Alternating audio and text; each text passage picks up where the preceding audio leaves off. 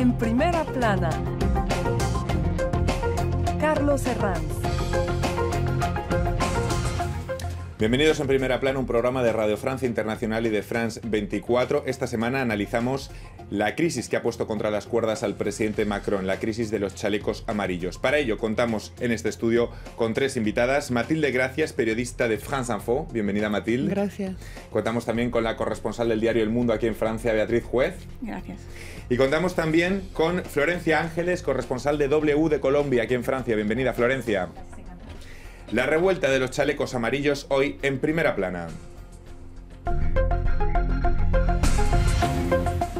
Bueno, pues sin duda el presidente francés se enfrenta a su crisis más grave desde que llegara al Elíseo en mayo de 2017, esta revuelta de los chalecos amarillos. Su pulso, que llega a la cuarta jornada de movilizaciones. Ya saben, este movimiento heterogéneo, sin líderes, sin resortes sindicales y con reivindicaciones de diversa índole. Empezó siendo la subida del impuesto de los carburantes para 2019, pero ahora estas reivindicaciones se han extendido y llegan a ser de lo más variopintas, desde la subida del salario mínimo hasta la propia dimisión de Macron o la refundación de la Sexta República Francesa. Vamos a ver cómo la prensa lo está tratando en sus portadas. Portadas como la del Courrier International. Un enfado a la francesa, en una icónica portada con la Torre Eiffel vistiendo el chaleco amarillo. También el diario Le Monde, el gobierno amenazado por la suma de enfados. Dice el rotativo que algunas de las concesiones que el gobierno ha hecho durante toda esta semana no ha aplacado la cólera de los chalecos amarillos. Libération hace un juego de palabras con el movimiento político de Macron. En vez de En Marcha, ahora lo ha rebautizado como Marcha Atrás. Bueno, Beatriz, ¿de dónde sale lo primero este movimiento tan heterogéneo?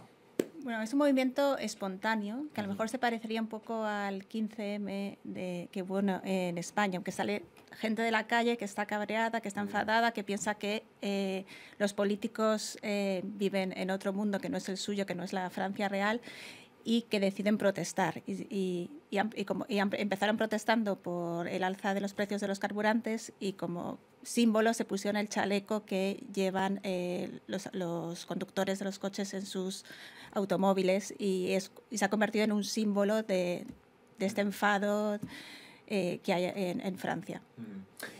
Mathilde, la primera de esas reivindicaciones, como comentaba Beatriz, era la subida del impuesto de los carburantes, aunque ahora ya ha derivado en otras muchas, porque una de las frases míticas de este movimiento es ¿para qué voy a preocuparme por el fin del mundo si no puedo llegar al fin de mes?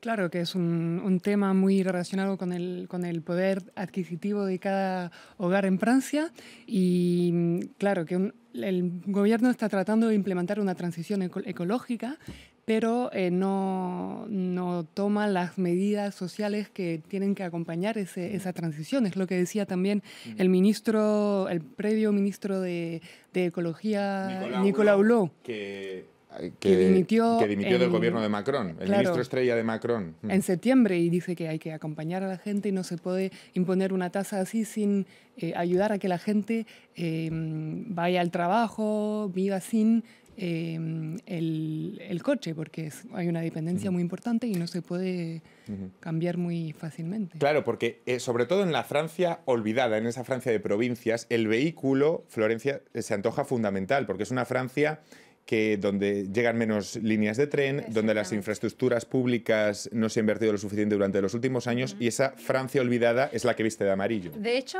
yo creo que lo que habrá también que destacar, mejor dicho, de este movimiento, porque no surgió en la capital, ¿no? Veíamos, por ejemplo, hace unos años, en 2016, la Nuit Debout, que justamente empezó aquí en París, pero ahora empezó ¿en dónde? En el sur, en el norte, justamente en las zonas rurales, donde el vehículo pues es el arma para muchos de trabajo, no solamente porque evidentemente trabajan con él, sino porque es el vehículo el que utilizan justamente para ir a sus lugares de trabajo, y también no hay metro, ¿no? No hay trenes, las líneas de autobús pasan, bueno, muy de vez en cuando. Entonces realmente es una de las principales características que nació a las afueras y poco a poco se fue concentrando hasta llegar, bueno, a París con estas manifestaciones de cada sábado, ¿no? Hasta ahora la estrategia del Ejecutivo pasaba porque las imágenes que hemos visto en anteriores fines de semana de vandalismo y de caos, sobre todo en la capital, iban a desgastar al movimiento.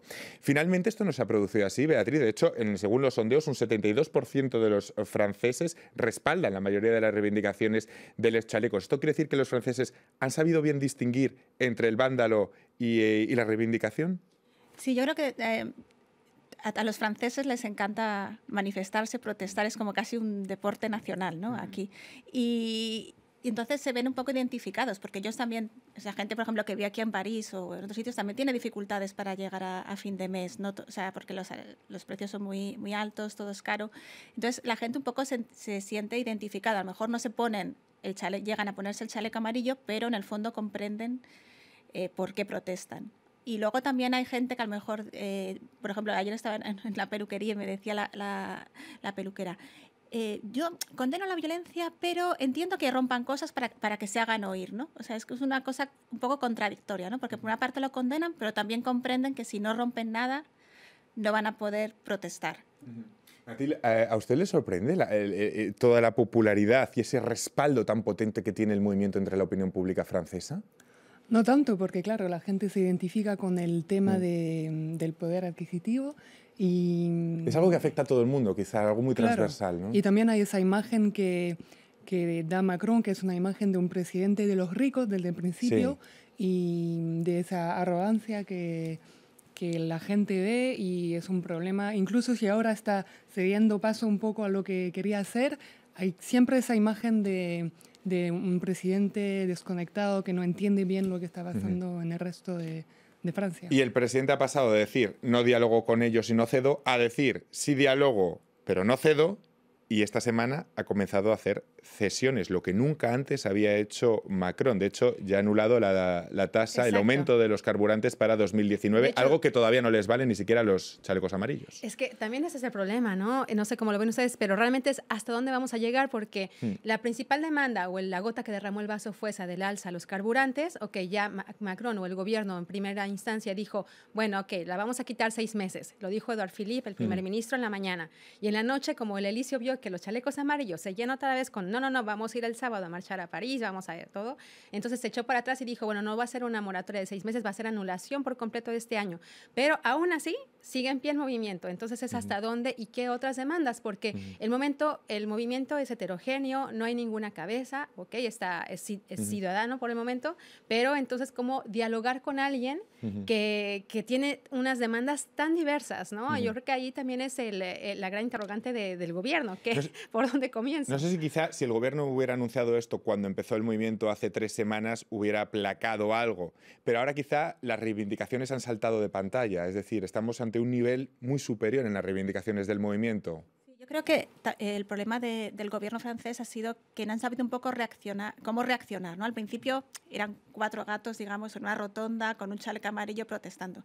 Luego se empezó a liar así bastante la cosa y ahora no saben un poco cómo reaccionar. Y han reaccionado tarde y mal, porque, por ejemplo, esta semana hemos visto que primero anuncian, como decía Florencia, primero anuncian una moratoria de 6 meses, luego por la noche anuncian, había estado Edouard Philippe, el primer ministro, en la Asamblea Nacional, podía haber dicho en la Asamblea Nacional, no, va a ser todo el año que viene. No lo dijo, lo dijeron por la noche, con fuentes del Eliseo, o sea, la comunicación no ha sido muy buena. Una cacofonía, desde luego. Y no sé si incluso fractura entre la pareja, entre Macron y Philippe.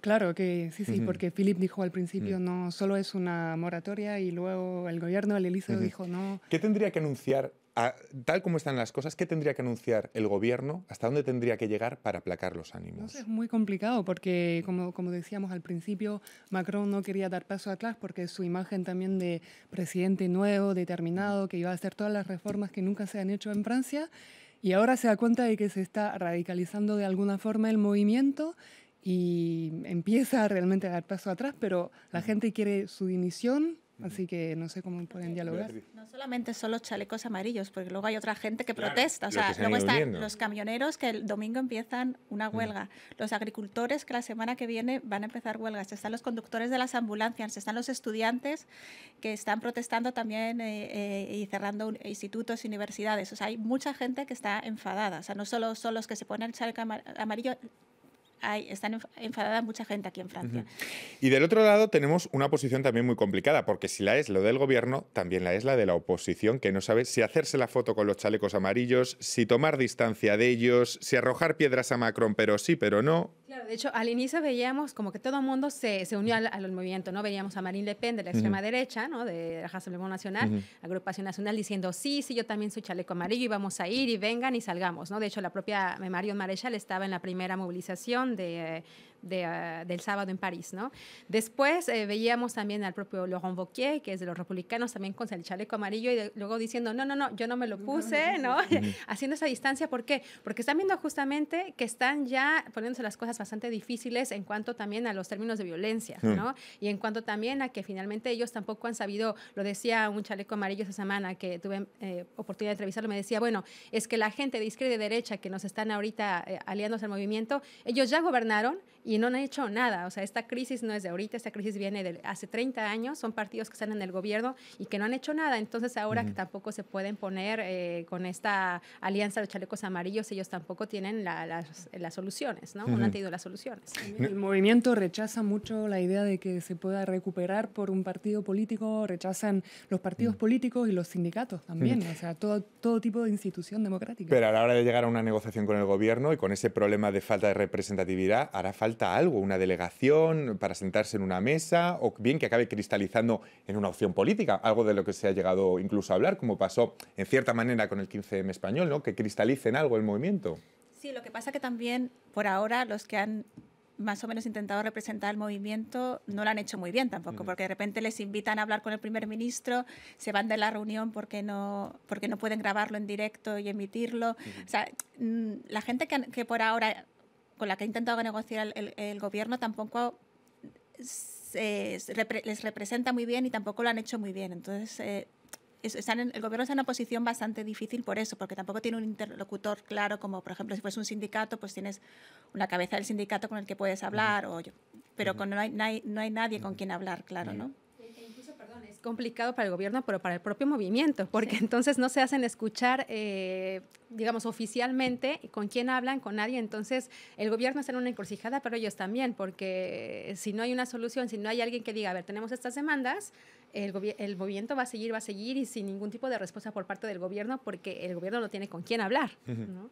Toda una encrucijada, sin duda, para el presidente Emmanuel Macron. Vamos a hacer una pequeña pausa en este instante para despedir a los espectadores de France 24, pero nosotros continuamos en unos instantes aquí enseguida analizando esta revuelta de los chalecos amarillos en Primera Plana.